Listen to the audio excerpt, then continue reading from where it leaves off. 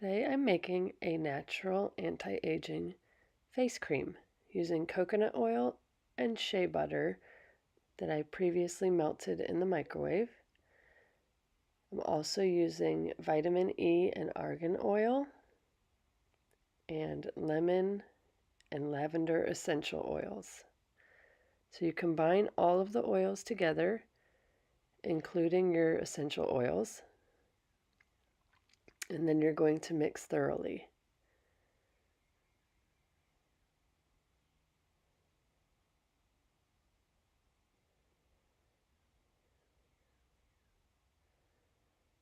Once you have mixed everything completely, you're going to transfer your liquid oils to the container that you would like to store them in and allow for them to cool completely.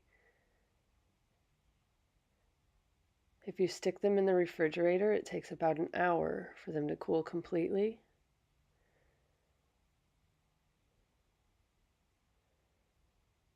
And just like that, you're finished.